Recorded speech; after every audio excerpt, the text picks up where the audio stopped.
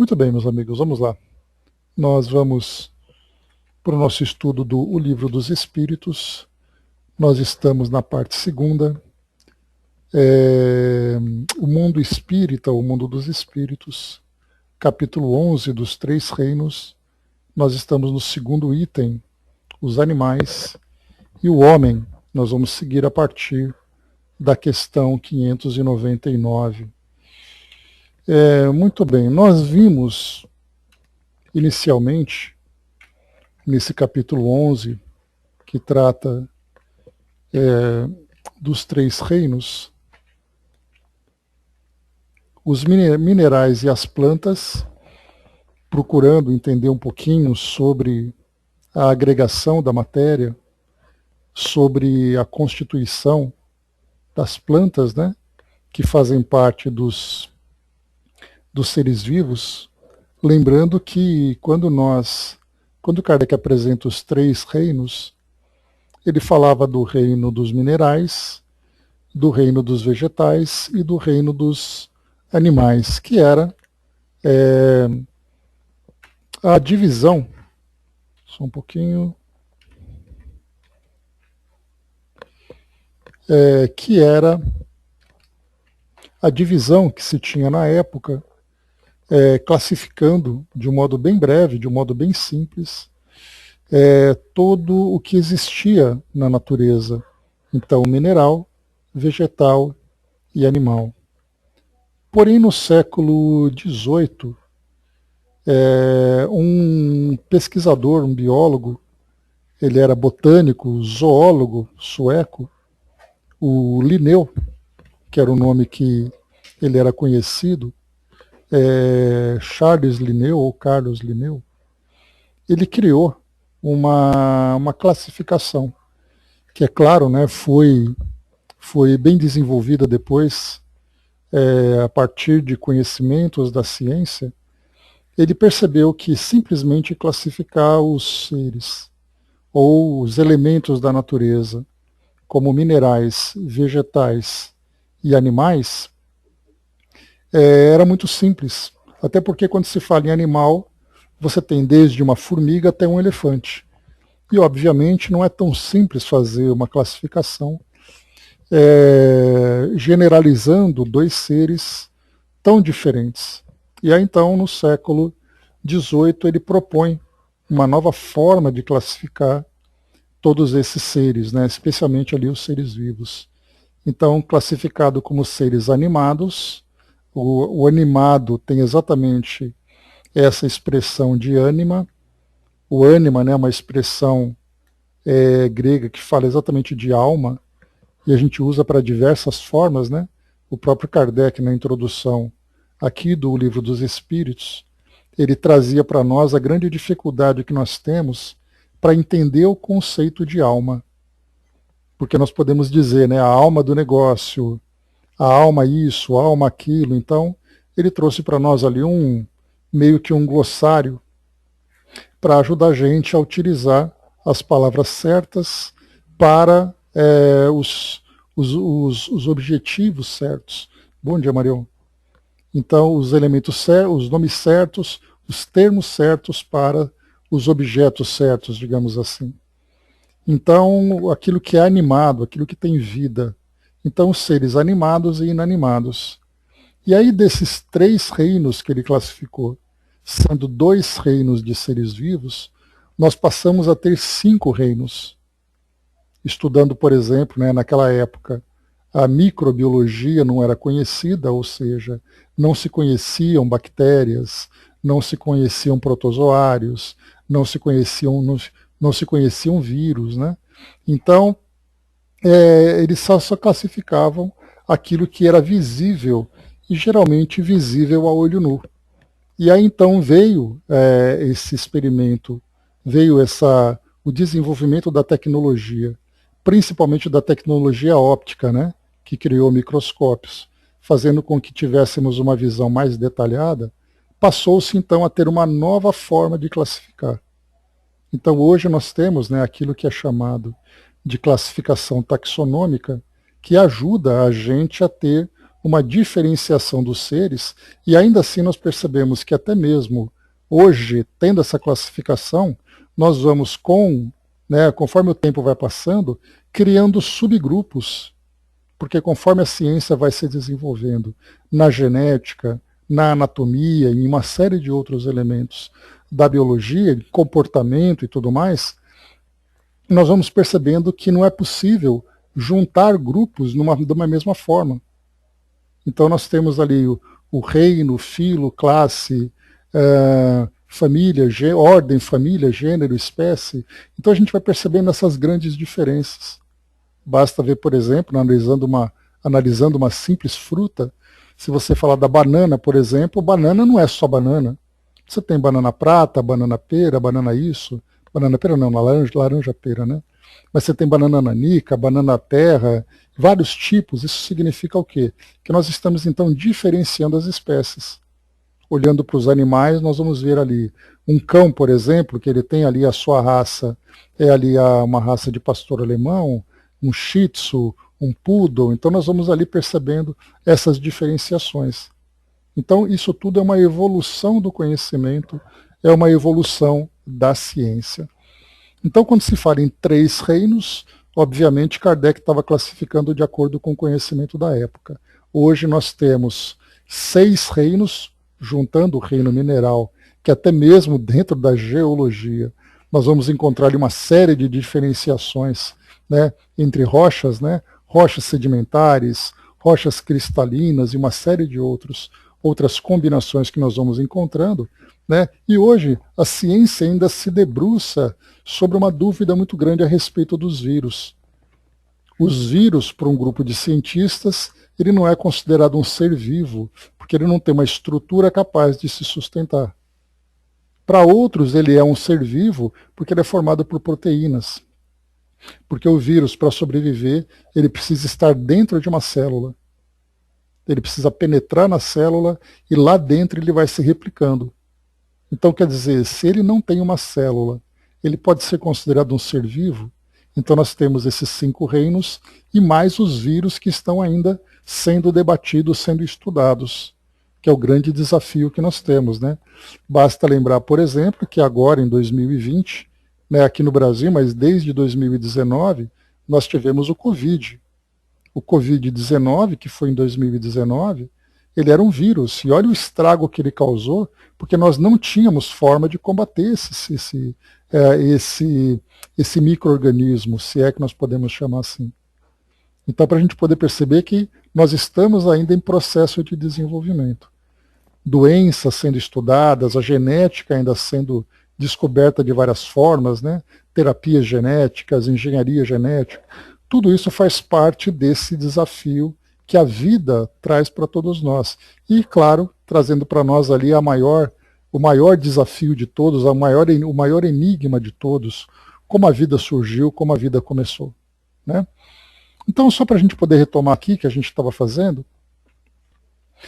nos 3 reinos, então, nós falamos inicialmente dos animais e das plantas, depois nós entramos nos animais e no homem. E nos animais e no homem, nós começamos na questão 592, e Kardec foi até a questão 597, fazendo uma comparação entre o homem e o animal, no quesito biologia e no quesito inteligência, e dentro da inteligência, entrando também nas questões morais, falando também do livre-arbítrio, de algumas capacidades que os animais têm, né, instintiva, intelectual. Kardec se dedicou aqui, que eu achei até uma coisa que hoje nós não perderíamos tempo com isso, porque a zoologia já se encontra muito bem desenvolvida, mas tentar entender, por exemplo, como é que um papagaio que repete aquilo que os homens falam, aquilo que os seres humanos falam, isso significa que ele sabe o que está falando, ele tem capacidade de uma vocalização. Então tudo isso é um desafio que nós encontramos hoje. Me dá um retorno de som, gente, por gentileza? Só para ajustar aqui para o Marion. Som ok, obrigado. Então, Kardec ele acabou dedicando algumas questões, porque era uma curiosidade para a época, né? Hoje não, hoje nós já temos várias informações, né? O desenvolvimento, como eu falei para vocês, da zoologia, estudando a vida dos animais nas suas mais variadas características, nos seus mais variados aspectos e segmentos, né? Então ele dedicou da questão 592 até a 597 apenas fazendo uma comparação.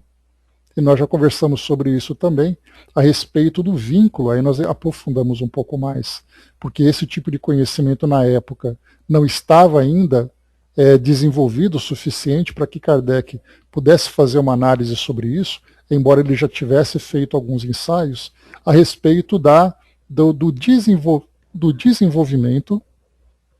Que bom, Marião. Então, a respeito do desenvolvimento do organismo do animal para se tornar o organismo do homem. E aí a gente vai lembrar em 1859, 2 anos, portanto, depois da publicação do Livro dos Espíritos, nós tivemos Charles Darwin, que trouxe para nós o livro A Origem das Espécies, quando ele apresentava a teoria da evolução, e dentro dessa teoria, a mais polêmica de todos era que o homem ele era um descendente dos primatas, um descendente dos macacos. E isso no século XIX gerou um burburinho muito grande, uma discussão muito grande, a ponto dele ser, por um lado, ridicularizado pela sociedade científica, que achava um absurdo fazer uma comparação, imaginando que o homem pudesse ser um descendente do macaco, que isso seria o máximo da humilhação, comparar o homem com o animal, e, por outro lado, religiosamente, uma maior das blasfêmias, fazendo com que o homem, que era uma criatura especial perante Deus, fosse a descendência de um ser inferior. Ele acabou sendo excomungado da igreja anglicana, da qual ele era adepto, mas ainda assim, a partir dali, claro que eram ensaios iniciais que ele fez, assim como Darwin, assim como Alfred Wallace, que eles eram contemporâneos, eram conhecidos, trocavam correspondências, e os dois desenvolviam 2 linhas de raciocínio seguindo na mesma direção. A felicidade de Darwin foi que, na pressa que ele tinha, ele acabou publicando o livro dele antes e ele acabou ficando com a fama. Mas tanto ele como Alfred, como Wallace, os dois estavam ali concorrendo, os dois estavam caminhando paralelamente dentro dessa mesma ideia da evolução. O Wallace, inclusive, que ele tinha ligação com a doutrina espírita, ele tinha estudos, tinha participação em estudos da doutrina espírita. Então isso que era bem interessante da gente ver. Então isso tudo nós já conversamos, só para lembrar que nós já tratamos dessa questão. Então, naquela época, Kardec ele tinha poucos elementos para poder fazer essa ligação, embora a teoria de Darwin, essa ligação entre o reino dos animais, ou o reino dos seres, não vou dizer inferior, como é que eu posso colocar? Dos animais não hominais, né? Bom dia, Didima querida. Então, o hominal e o não hominal, o humano e o não humano. Então, os animais não humanos, para os animais humanos, deveria haver uma ponte que fizesse essa conexão. E Kardec, embora ele tivesse algumas informações, elas eram insuficientes para que ele pudesse desenvolver um estudo mais aprofundado para fazer uma comparação, e isso que é o que interessa para nós, uma comparação da evolução do organismo do animal, no caso dos primatas, que são ali os seres mais próximos do homem, pelas próprias características físicas, pelo próprio comportamento e tudo mais. Então, fazer uma conexão entre o corpo do animal com o corpo do homem e fazendo junto disso um paralelo entre o espírito do animal e o espírito do homem. Para saber, porque nós lembramos que na primeira versão do Livro dos Espíritos, ou melhor, na primeira edição do Livro dos Espíritos, quando Kardec lança, né, aquelas 512 perguntas e tudo mais, nós temos uma das questões ali que nós conversamos, em que os espíritos disseram para Kardec que o homem era um ser criado à parte, exatamente de acordo com aquilo que o livro Gênesis traz para nós, da Bíblia, né, o primeiro livro da Bíblia, que fala que o homem foi criado separadamente dos animais, que ele foi criado a partir do barro e tudo mais. Kardec, naquela época, ele recebeu, inclusive, da própria resposta dos espíritos, a confirmação de que o homem era um ser à parte da criação. 2 anos depois, 57, 59, quando Darwin lança a evolução das espécies, Kardec volta a perguntar essa questão. Foi dito que o homem era um ser à parte. Ele era mesmo ou os espíritos estavam em erro? E aí os espíritos responderam que havia necessidade de fazer com que houvesse uma evolução do conhecimento para que pudessem trazer essa afirmação. E aí então Kardec modifica o seu entendimento a respeito da evolução do princípio inteligente animal para o espírito humano. E ele percebe que é uma evolução, e essa evolução nós ainda não compreendemos, mas já temos informações bastante consistentes.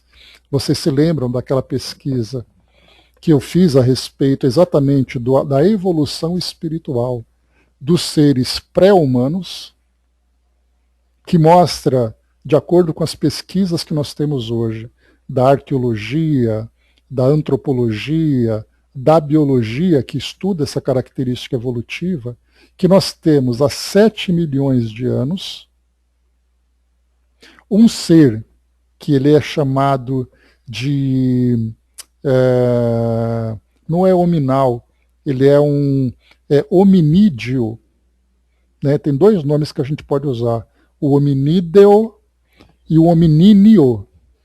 O hominídeo é aquele ser que é o antecessor, ele é ali o ancestral comum entre o ser humano e os primatas. Já o hominíneo é o ancestral que apenas do ser humano.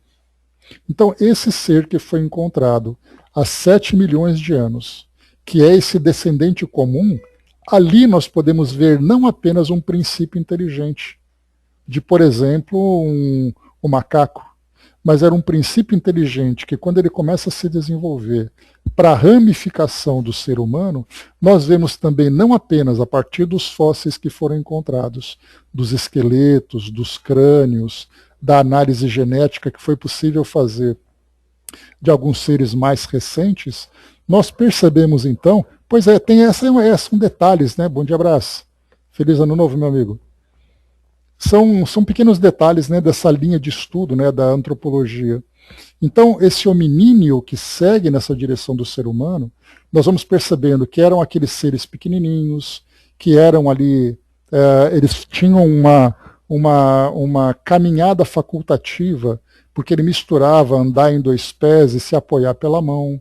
Eles eram seres trepadores, porque eles viviam em árvores, até o momento em que ele começa a sair das árvores e começa a caminhar, né, pelas savanas. Depois ele começa a se tornar mais bípede. O crânio começa a se desenvolver, daquele pequeno crânio, né, que parecia uma manga de 300 gramas mais ou menos, a chegar num crânio de 1,3 kg, que é o que nós temos hoje. Então a gente vai percebendo que enquanto esse organismo vai se desenvolvendo, ele vai evoluindo, nós espíritas olhamos também para o aspecto espiritual e percebemos que também existe a evolução do princípio inteligente acompanhando esses novos corpos. E eram aqueles nomes que nós já conhecemos, né? O Australopithecus, o Homo erectus, o Homo sapiens, depois veio o homem de Neandertal, até chegar no Homo sapiens sapiens, que somos nós, seres humanos. Então, enquanto cada espécie que foi vivendo 7 milhões de anos no passado, 5 milhões, 4 milhões, 3 milhões, 1 milhão, até chegarmos ali por volta de 200 mil anos, quando nós podemos dizer que ali, de fato, o ser humano estava estabelecido. e a espécie próxima do ser humano, que era o homem de Neandertal, ele era um ser, uma espécie concorrente. É como se nós tivéssemos um poodle e tivéssemos um shih tzu.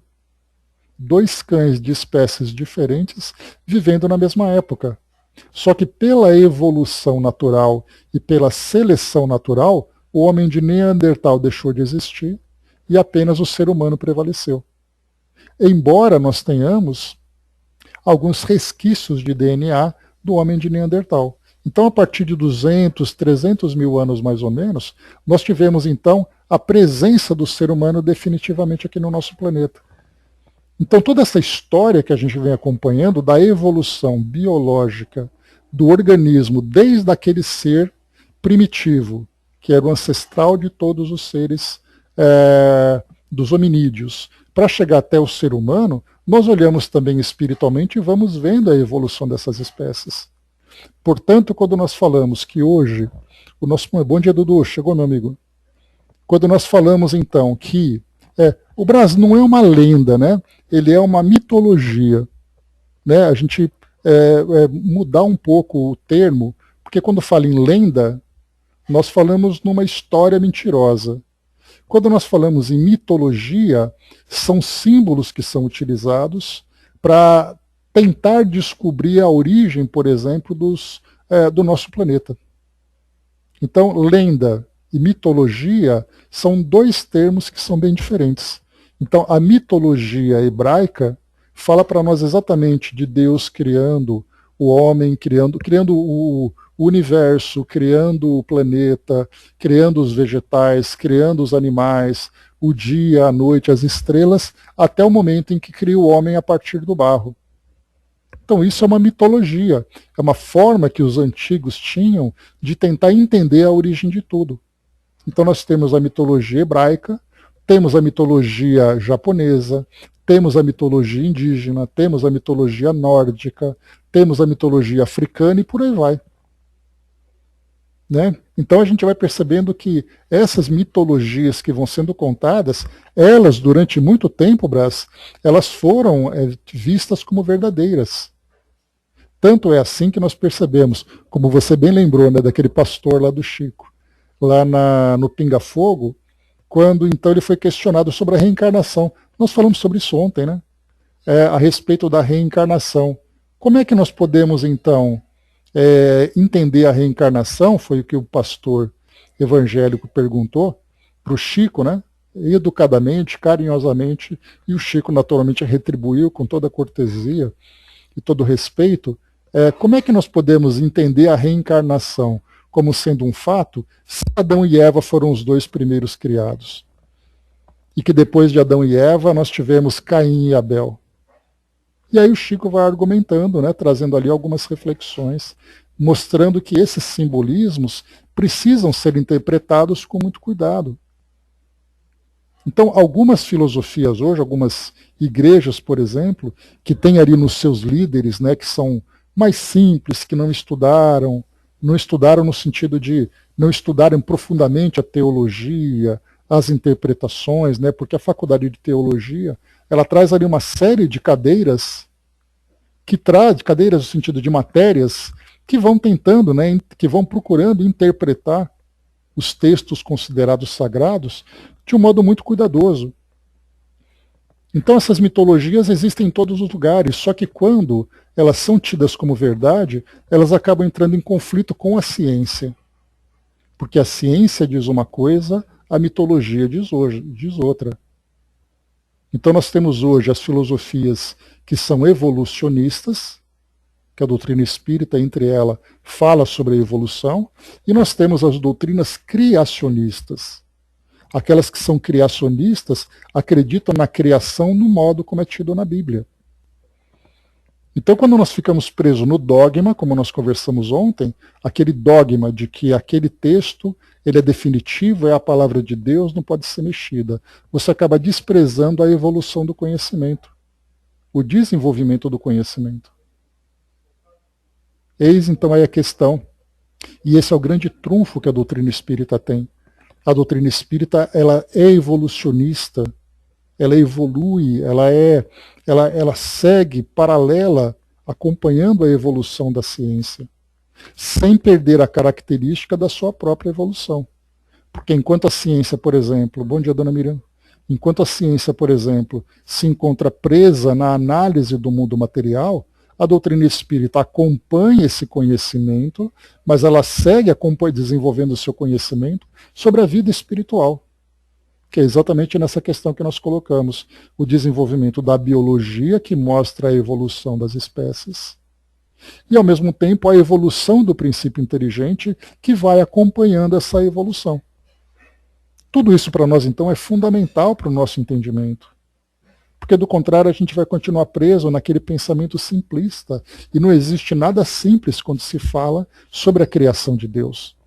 Pelo contrário, nós estamos cada dia dando um passinho ainda muito pequeno, porque nós estamos tentando entender a criação de Deus por uma perspectiva de criatura que nós somos ainda tão limitados. Embora nós tenhamos essa pretensão de termos esse grande conhecimento, de buscar ali o entendimento sobre a origem de coisas que estão muito além da nossa capacidade, não apenas capacidade intelectual, mas a nossa própria capacidade de recursos.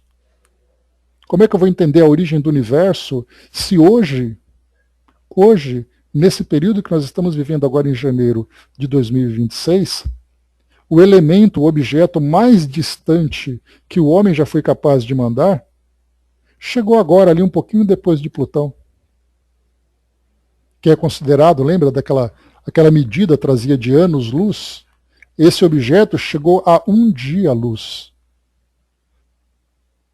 Ou seja, é a luz viajando 300 mil quilômetros por segundo durante um dia. O máximo que nós conseguimos, quer dizer, como é que eu vou entender a origem do universo sabendo que nós somos tão limitados ainda? Embora tenhamos telescópios, tenhamos radiostelescópios e tudo mais.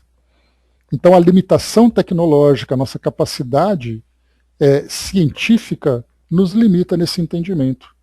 E mais ainda, a nossa ciência não ter a capacidade de ir além do que a matéria mostra. Como é que ela pode entender a origem da vida se ela não compreende o espírito? Como é que ela pode ver uma célula viva se ela não é capaz de entender o que dá vida àquela célula? Que não seja apenas aquele amontoado de estruturas biológicas. A vida em si, ela não pode ser percebida pela ciência. Porque a ciência, lembrando que não é uma briga com a ciência estuda dentro do seu campo de ação. Ela precisa ter elementos para poder estudar. Aquilo que é apenas objeto de fé, por enquanto, ela não pode entrar, porque do contrário, ela própria se prejudicaria. Como é que ela vai dizer assim, não, porque eu acredito em Deus? Muito bem. Então, o cientista da América, aqui das Américas, acredita em Deus de um jeito, e o cientista do Japão acredita em Deus de outro jeito, ou seja, entramos no campo da fé. Então a ciência não pode se basear em fé, ela tem que se basear em fatos. Enquanto os fatos não são devidamente percebidos, ela fica limitada no desenvolvimento do seu conhecimento. Depende do sentido de vida, né, Brás? Hoje nós temos o conceito de vida que ele é muito relativo. A vida pode ser interpretada pela filosofia, a vida pode ser interpretada pela religião, a vida pode ser interpretada pela biologia. Cada segmento, cada área de conhecimento interpreta a vida de uma forma. Para a biologia, a vida é tudo aquilo que nasce, cresce, se alimenta, se reproduz e morre. Isso é vida. Para a filosofia, penso, logo existo. Pronto, isso é vida. Para a religião, Deus criou todos os seres e Deus provém todos os seres. Pronto, isso é vida. Depende da perspectiva. Né?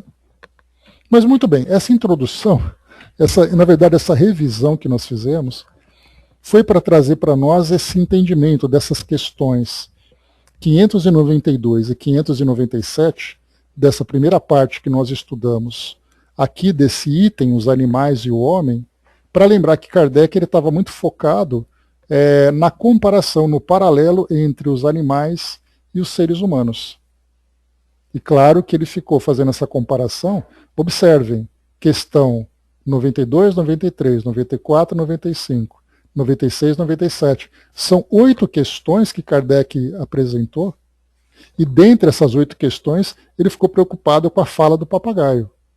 Em 2 questões. Ou seja, efetivamente, em 2 questões apenas ele conseguiu se dedicar a isso tudo. E olha quantas coisas nós analisamos a partir do conhecimento que nós temos da atualidade. Desde a evolução lá do Sahelanthropus tchadensis, que era aquele de 7 milhões de anos, olha quanta coisa nós temos de conhecimento hoje que pode ser desenvolvido. Kardec, claro, ele aproveitou o livro A Gênese, que já tinha sido publicada depois, em 1865, se eu não me engano. Ele apresentou algumas reflexões sobre isso, inclusive alguns ensaios. E quando nós lemos que ele utiliza a palavra ensaios, não era nada doutrinário, nada definitivo.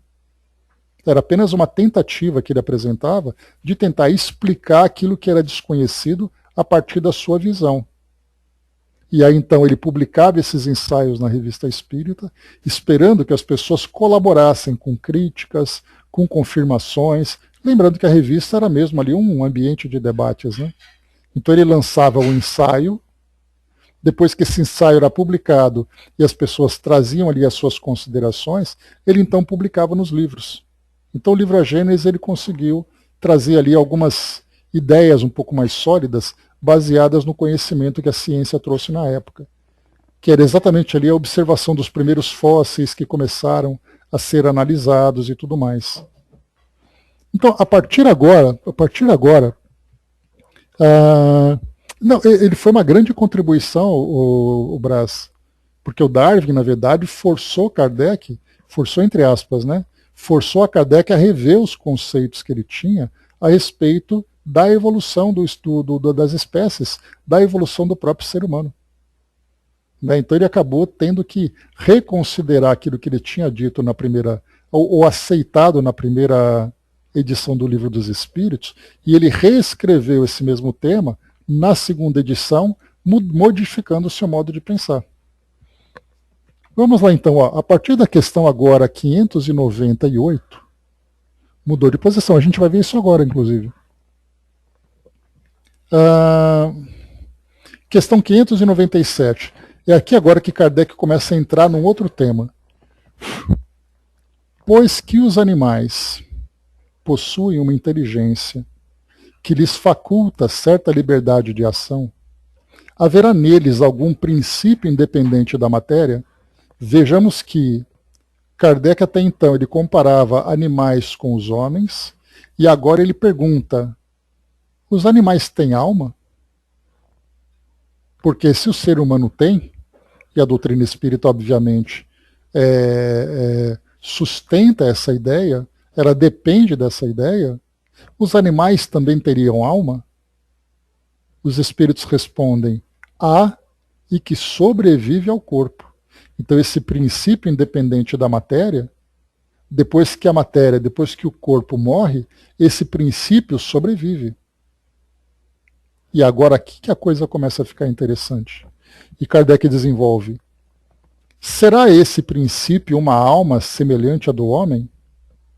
É também uma alma, se quiserdes, dependendo isso do sentido que se der a essa palavra. E aqui esse trecho, dependendo isso do sentido que se der a essa palavra, está em destaque aqui no texto. Por quê? Porque lembra que nós conversamos na introdução do Livro dos Espíritos, a palavra alma, ela poderia ter diversas interpretações?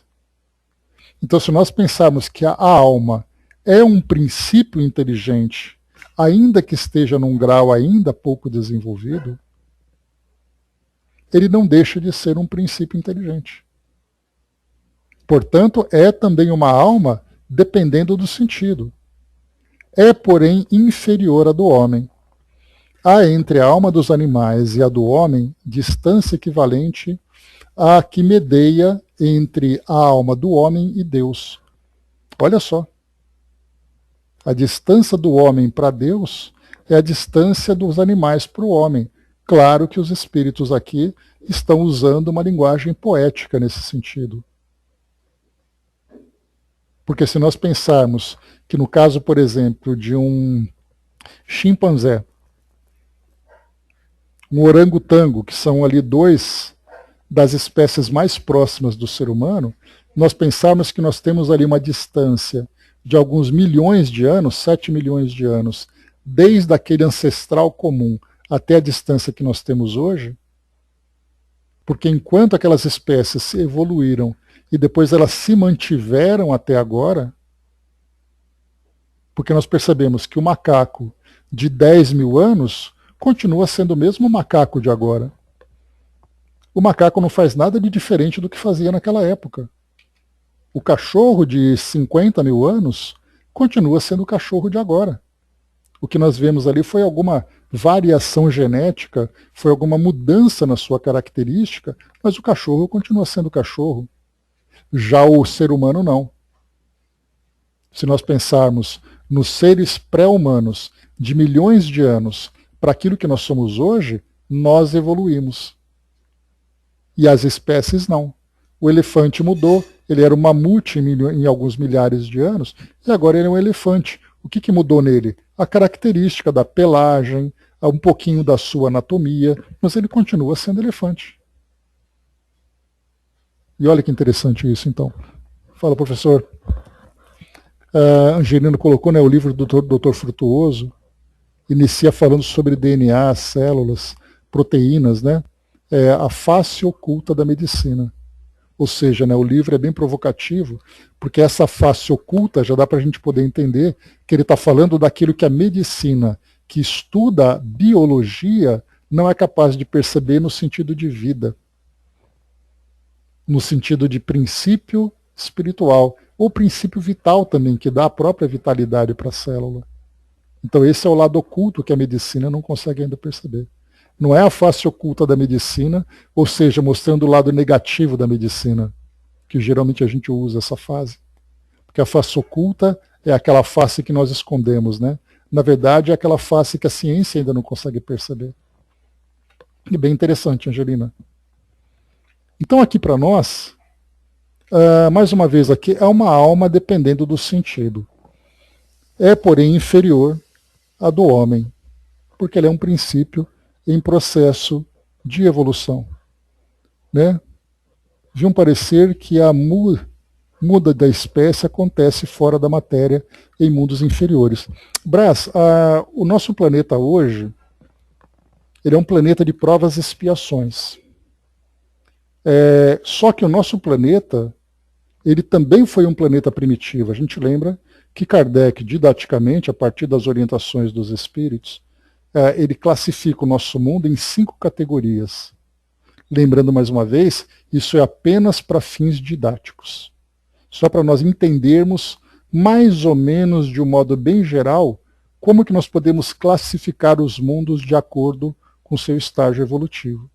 Então, o mundo primitivo, mundo de provas e expiações, mundos regenerados, mundo dos espíritos felizes e os mundos angelicais. 5 categorias básicas. Claro que se nós, do mundo espiritual, tivermos um conhecimento sobre a diversidade de mundos, vai acontecer a mesma coisa que Kardec fez inicialmente, nesse capítulo.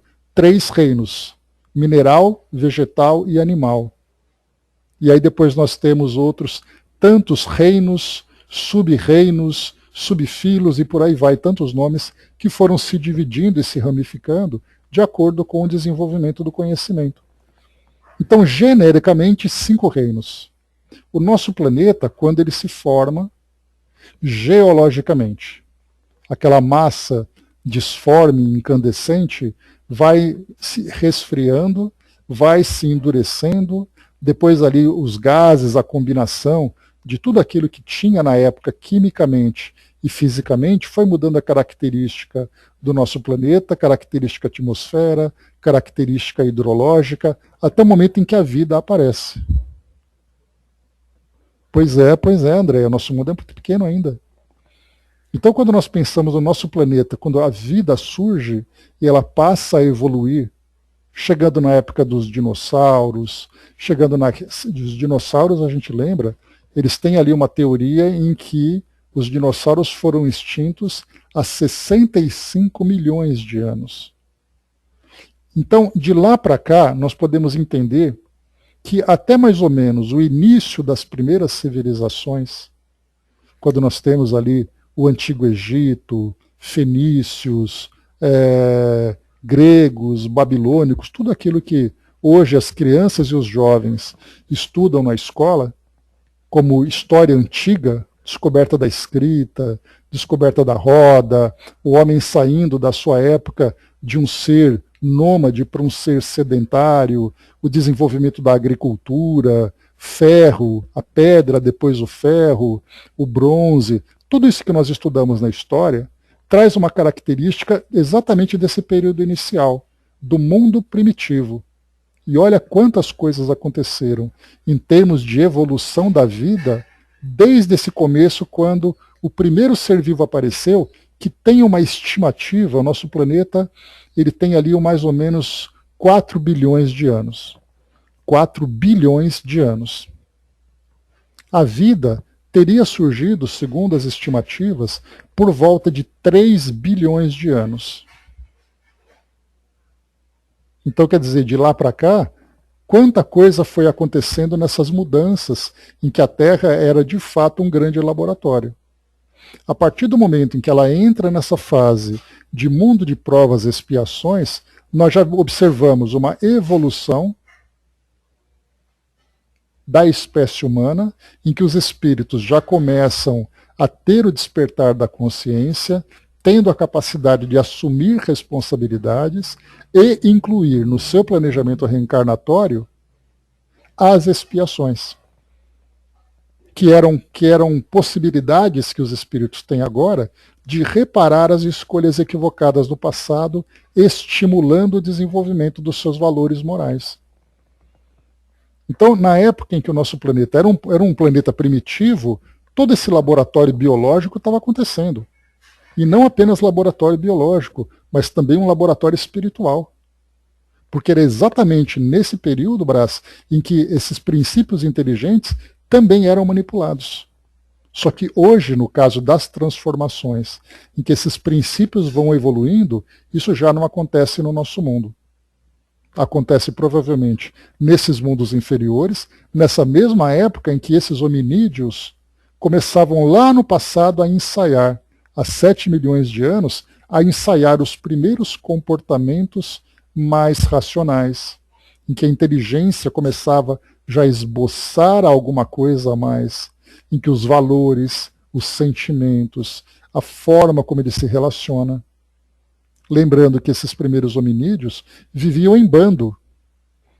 E nessa vida em bando, o que acontece quando o homem vive em comunidade? Ele desenvolve uma série de aspectos que algumas espécies primitivas já viveram. Certa vez eu assisti, talvez não, há pouco tempo, eu assisti a um documentário que falava sobre a vida de bandos de chimpanzés na África. E os pesquisadores, os primatólogos, ou primatologistas, eles estudavam o comportamento dos macacos. O macaco alfa, a família, a briga entre eles, aquele que era rejeitado, os bandos que se enfrentavam, o modo como eles dominavam uma área. Olha que interessante que o comportamento desses animais já mostram para nós aquilo que no futuro o ser humano vai esboçar. Então essas transformações vão acontecendo agora em mundos primitivos também, e em laboratórios do mundo espiritual, naturalmente, que foge aqui a nossa alçada de um mundo de provas e expiações. Mas certamente, Brasil, esse é o tipo de item que a gente anota na nossa caderneta, para quando chegar no mundo espiritual, eu falei, eu quero ver esse lugar. Eu quero ver como é que essas coisas acontecem. Porque eu lembro, quando eu estava lá no Pautalk estudando, a gente despertou a curiosidade para ver como isso funciona. Então já está na nossa listinha. Visitar o Museu de História Natural, lá que o Camilo Cândido Botelho comentou, na cidade universitária lá do plano espiritual. Vamos todos para lá fazer um tour naquele lugar. O professor colocou ali em cima, curioso a saber por que a transformação após o resfriamento, né, sempre é forma redonda, né, a força da gravidade, né? Então, quer dizer, a gravidade vai fazendo com que tudo seja atraído para o centro e ele forma esse meio esférico, meio elíptico, né, de um modo geral. Bem interessante. Vamos lá, a Angelina colocou, né, o mais idoso que não deixava a fêmea viver com outro mais jovem do que ele, né? Pois é, nesse documentário, Angelina, que eu vi, os pesquisadores eles deram nomes, né? Então, aquele macaco que tinha aquela característica chamava João, o outro chamava José, a outra chamava Maria. Então, eles foram dando nomes, né? Para observar o comportamento deles, porque, obviamente, esses animais eles têm características que diferenciam um do outro, não é tudo igual. Né? Então, tem comportamento, tamanho, pelagem, qualquer outra característica física que faz isso.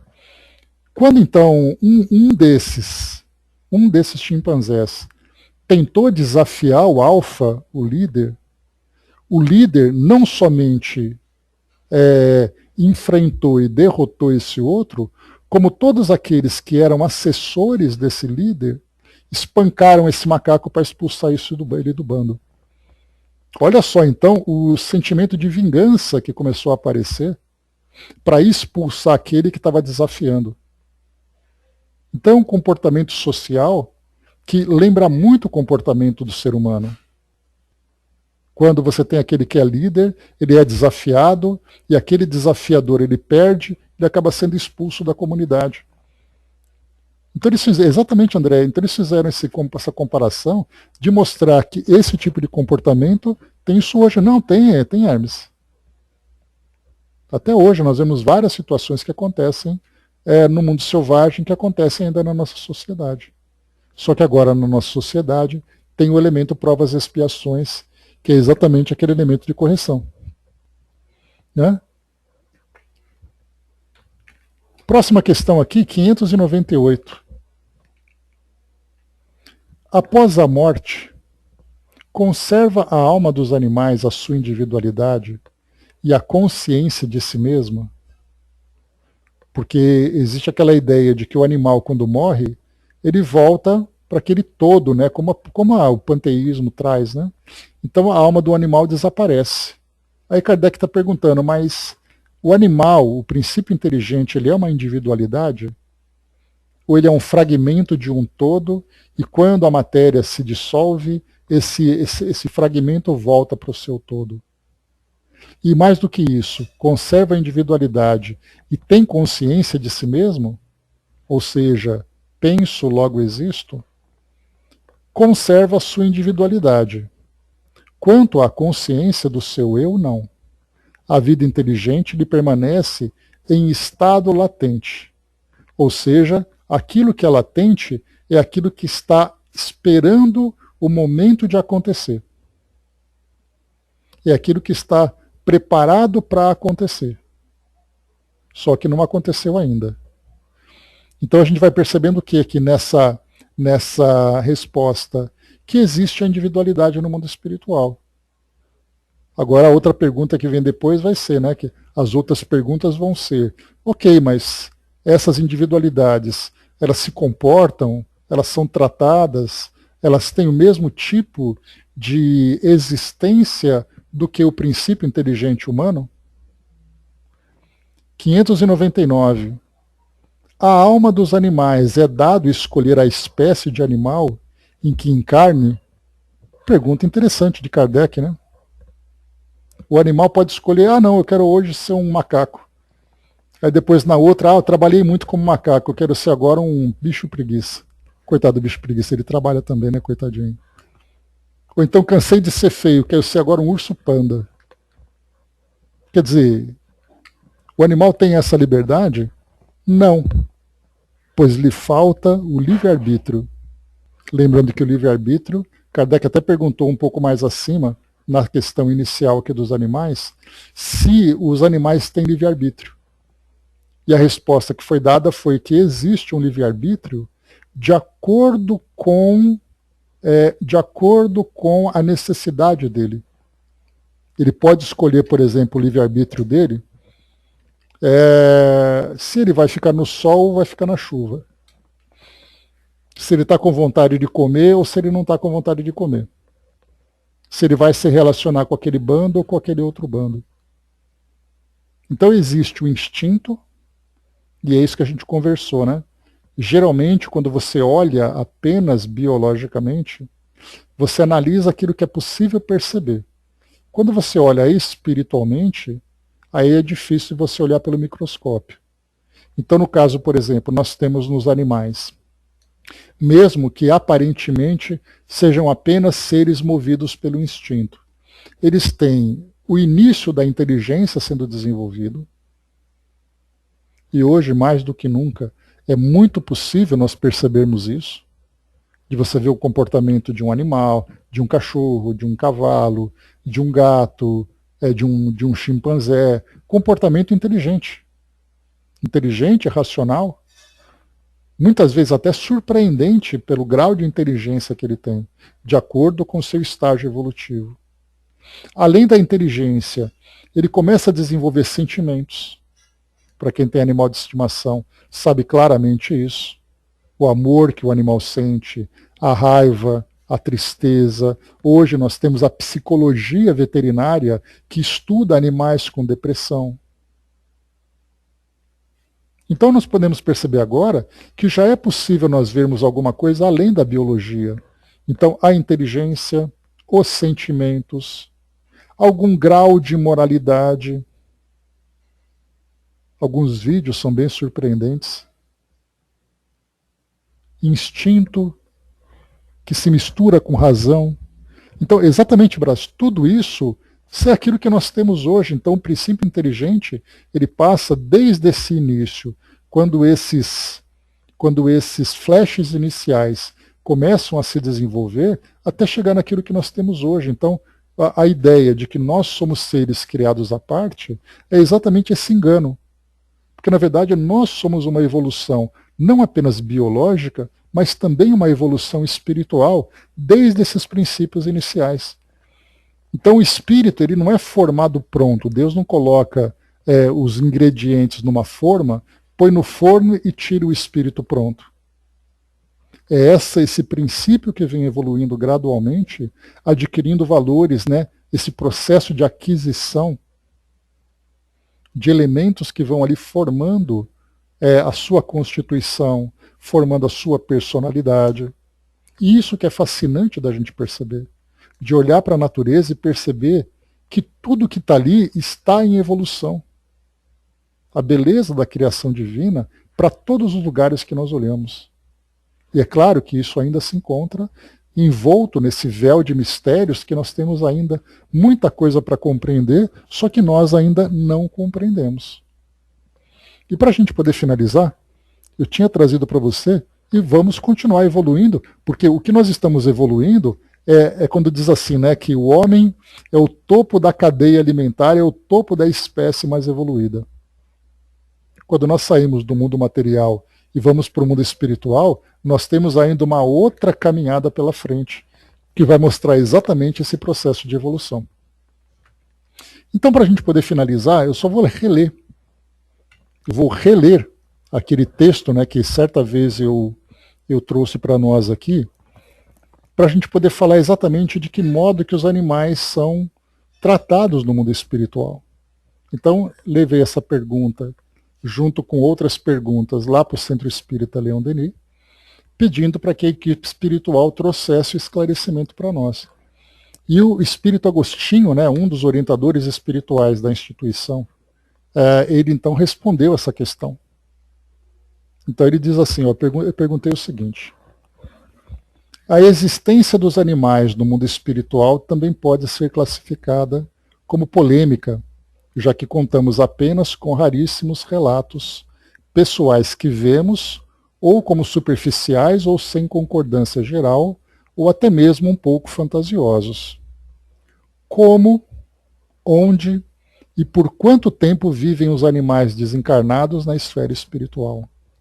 Como são tratados no momento do desencarne, durante o período de erraticidade, entre aspas, e como é o processo de reencarnação ou planejamento reencarnatório desses irmãos, sejam domésticos, sejam selvagens. Então já mandei uma pergunta ali envolvendo várias situações ali para dar para tentar receber esse conhecimento todo. A resposta que vem para nós. Como princípios inteligentes da criação, como princípios inteligentes da criação, que estão sendo formados para outras etapas evolutivas, há a individualidade que se conserva conforme o aspecto evolutivo de cada raça em questão, que são agregadas segundo o estado vibratório em regiões específicas do espaço, sob a proteção de espíritos responsáveis por esse processo, e onde há verdadeiros laboratórios onde se processam o auxílio ao desenvolvimento das raças e proteção das mesmas, com a finalidade de utilização futura, segundo as leis de Deus. Eu já fiquei aqui preocupado não, pensando nos tantos de espíritos que são veterinários, biólogos que desencarnam e vão trabalhar exatamente com nesse tipo de tarefa, de trabalhar com os animais, e quantos desses trabalhadores reencarnam aqui no nosso mundo exatamente para atuar junto aos animais. E ele segue. São aspectos que são considerados em cada colônia, tanto quanto as suas necessidades, para que sejam deslocados até o local adequado. Tudo obedece ao bom senso e às necessidades específicas de cada colônia e do local. O processo de retorno ao ambiente terreno obedece a vários aspectos que são processados nesses laboratórios ou regiões onde eles estão situados, mas, em regra geral, obedecem ao próprio automatismo operante da vida, ou seja, por serem necessários ao processo geral de formação, criação, manutenção da vida biológica do planeta, não tendo consciência, entre aspas, de como se processam ou aonde se dirigem. Poderemos comparar palidamente à própria cadeia alimentar da vida material, e nesse caso, a vida espiritual se processa nesses de igual maneira, onde a perda da vida biológica agrega esse princípio a regiões específicas e, pelo próprio mecanismo de início ou reinício da vida, se deslocam para o próximo corpo biológico, de acordo com as suas necessidades, onde o magnetismo, atração e repulsão oferece o princípio básico, mas que os espíritos responsáveis pelo desenvolvimento e processo coordenam e dirigem todas essas etapas, sem interferir. Cadê que perdi? Peraí. Sem interferir nessas etapas automáticas próprias de cada energia e princípio que está ali agregado. Há certamente muitas outras causas que o tempo não permite dizer, mas que poderão estudar e melhor compreender se estudarem melhor esse magnetismo biológico dos animais, migrações dos animais, etc., que obedecem um princípio básico, que é o da sobrevivência, preservação das espécies, preservação da espécie e manutenção da vida, reprodução, etc. Então, essa resposta dele, claro que ele trouxe para nós aqui uma orientação que a gente tem que fazer muita força para poder entender, porque não existe nada que possa se comparar aqui no nosso mundo, e as informações que nós temos dentro da doutrina são muito escassas, para que a gente possa desenvolver mais isso aqui ainda. De pensar nesses trabalhadores, de pensar nesses laboratórios, de pensar nesse magnetismo, nesse automatismo que rege a vida biológica. Então, olhar isso do mundo espiritual, certamente é para nós algo que fica guardado, e eu tenho isso daqui há anos. Depois eu publico lá, Andréa, tá? Eu publico no nosso grupo para vocês lerem. Isso é algo que a gente vai ter que guardar e esperar o nosso amadurecimento e o desenvolvimento desse conhecimento para a gente poder entender isso que está sendo colocado. O Dudu trouxe para nós ali em cima, né? Deus formou a criação dentro, primeiramente, no ser humano. Esse sim, perispiriticamente. Perispiriticamente falando, que só ele mostra tudo nessa inteligência, que não é a do animal, pet, e sim do animal homem, que traz uma bagagem muito aquém daqueles que ainda não tiveram a chance de receber. Mas o princípio inteligente individualizado já está sendo processada de forma racional. Então, quer dizer, existe ali já um propósito definido, existe ali um destino para esses seres. Enquanto nós pegamos, por exemplo, olhamos esses cardumes que parecem infinitos, esses bandos de pássaros, ali nós temos seres que estão numa fase muito inicial, que dependem desse bando para poder viver junto. E se comportam quase como sendo um único ser. Agora, quando nós vemos esses animais maiores, nós já temos comportamentos diferentes. Isso já traz para nós uma outra visão de que esses seres, eles já são mais inteligentes no sentido de já estarem mais desenvolvidos do que aqueles outros primitivos. Ou seja, temos muita coisa ainda para descobrir dentro desse campo de estudo. Mas é isso, meus amigos. Fechando por aqui, então. O Braz lembrou também de seres elementais, que também é outro tema que tem muita coisa para se estudar. Né? Então, quer dizer, é fascinante ver tudo isso. Então é isso, meus amigos. Na próxima quinta-feira, a gente dá continuidade, então, nesse tema, a partir aqui da questão 599, né? 599, isso. Não, 599, que fala do livre-arbítrio, né? Então, livre-arbítrio, consciência, sentimentos, racionalidade, tudo isso, então, vem se desenvolvendo gradualmente em cada espécie. Próxima questão, 600. Cravada, né? Número redondo para o nosso estudo. Então é isso, gente. Fechando por aqui o nosso encontro de hoje.